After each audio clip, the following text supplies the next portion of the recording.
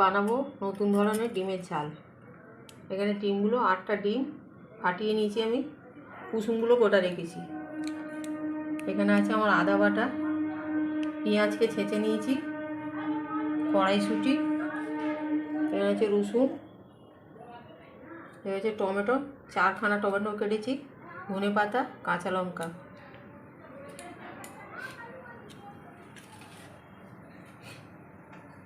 এবার প্যানে তেল দিয়ে দেবো। প্যানটা গরম হয়ে গেছে, আমি এবার তেল দিয়ে দিচ্ছি, পরিমাণ মতো তেল দিয়ে দিচ্ছি।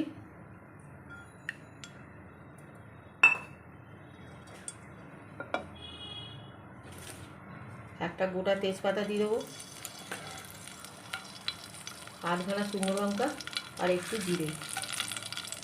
প্রথমে দিয়ে দেবো পেঁয়াজটা যে বের করে রেখেছিলাম ওটা দিয়ে দিলাম। এরপরে দিয়ে দেবো রসুনটা ছোটো করে রেখেছিলাম, ওটা দিয়ে দিলাম। দিয়ে একটু ভাজা ভাজা করে নেবো। পেঁয়াজটা তাড়াতাড়ি ভাজা হওয়ার জন্য একটু নুন দিয়ে দেবো।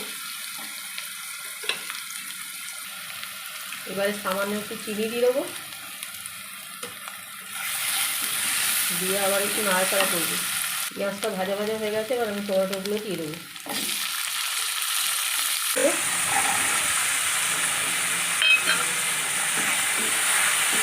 দিয়ে ভালো করে নাড়াচাড়া করে একটু ভাজা ভাজা করে নেবো। এটা এবার ভাজা ভাজা হয়ে এসছে, এবারে দিয়ে দেবো আদাটা।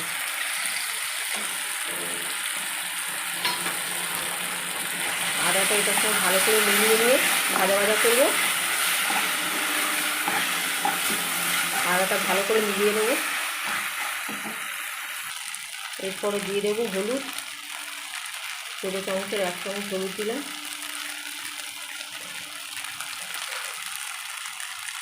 আর দিয়ে দেবো জিরে ধনে গুঁড়ো,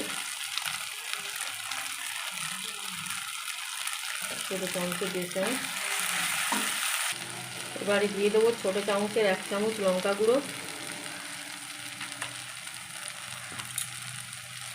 দিয়ে এবার ভালো করে কষে নেবো। আবার দেবো কাঁচা লঙ্কা কুচিগুলো। দেখুন কীরকম তেল ছেড়ে দিয়েছে মশলা। এবার আমি এই পর্যায়ে জলটা দিয়ে দেবো,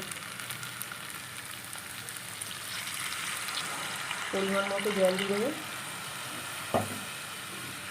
জলটা দিয়ে এটা একটু ফুটতে দেবো, ভালো করে মিলিয়ে দিই। দিয়ে এবার এটা ফুটতে দেবো।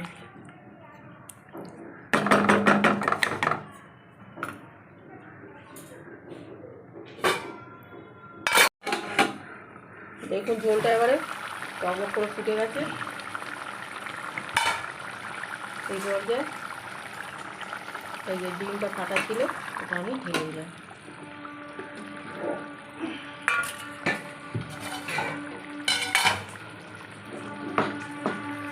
দিয়ে এটাকে আমি একদম ঢাকা দিয়ে দেবো। এবার দেখুন ঢাকাটা খুলছি, দেখুন কি দারুণ হয়েছে। দেখুন দেখছেন ডিমটা পুরো তৈরি হয়ে গেছে, দারুণ কালার এসছে একদম। এই দেখুন, এইবারে এই পর্যায়ে আমি ধনে পাতা ছড়িয়ে দেবো ওপর দিয়ে।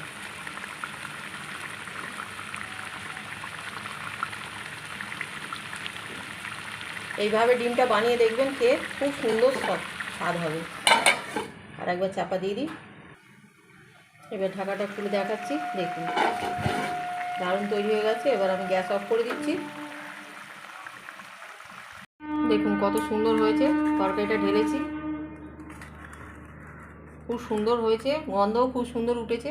বাড়িতে বানিয়ে দেখবেন এইভাবে, কত সুন্দর লাগবে খেতে। রোজই তো ডিম গোটা বা ভেজে করা হয়, এই ডিমটা বানিয়ে একদিন দেখবেন, খুব সুন্দর লাগবে খেতে।